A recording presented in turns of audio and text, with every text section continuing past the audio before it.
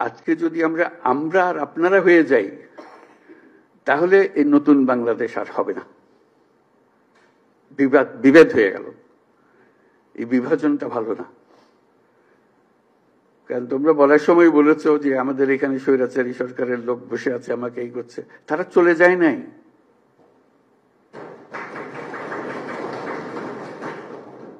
তোমরা বলছো যে তারা সরকারে আছে, আমি বলছি তোমার গ্রামেও আছে। শুধু সরকারকে দেখি আমি চলে গেলাম ওই সরকারে আছে, তারা কিছু করতে পারতেছে না। তোমার গ্রামে আছে, তুমি কিছু করতে পারতেছো? তুমি তো দুঃখ করতে এসছো আজকে।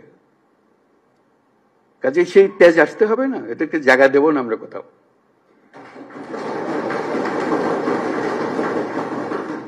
আমাকে তার ভয়ে আমার গ্রামে পথ চলতে হবে, এই বাংলাদেশ করলাম আমরা। এই বাংলাদেশটা আমরা করি নাই।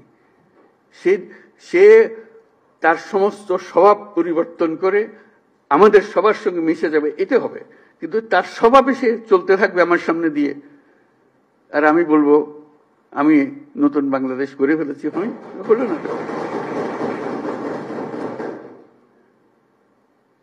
কাজে তাদেরকে জয় করতে হবে, তাদেরকে সোজা রাস্তায় আনতে হবে যে এইভাবে চলো, দেশ চলতে হলে এইভাবে করতে হবে। মারপিট করে এটা হবে না। যদি বল তার সে আমারে পিটবে, আমি পিটবো, এটা এই পিটাপিটির শেষ কোনোদিন হবে না। তাদেরকে বোঝাতে হবে তোমাদের রাস্তা ভুল, যা করেছো মাপ চাও। তোমরা বিচারের কথা বলেছো অনেক সময়, বিচার তো হবে, বিচারের কাজ সরকারের দায়িত্ব বিচার করা। এবং তোমরা তাৎক্ষণিক বিচার চেয়েছো, এখানে অনেকে তাৎক্ষণিক এক্ষুনি বিচার চাই। বিচারের মুশকিল হলো যে তাৎক্ষণিক হয় না এই জিনিস, কারণ তাৎক্ষণিক হতে হলে অবিচার হয়ে যায়। বিচারের মূল জিনিসটা হলো এটা সুবিচার হতে হবে। বিচারের কাজ চলতে থাকুক, যারা অপরাধী, যাকে সাক্ষ্য প্রমাণ আছে, তারা পুলিশের হাতে সুপর্দ করে দাও, বিচারের হাতে তুলে দাও। সে প্রক্রিয়া চলতে থাকবে, তুমি তুলে দেবে তাকে যথেষ্ট সাক্ষী প্রমাণ সহ।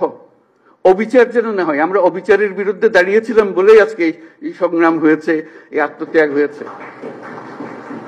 আর আমরা যদি অবিচারে নেমে যাই, তাহলে তাদের আর আমাদের তফাৎ হলো কি? আমরা অবিচারে নামবো না।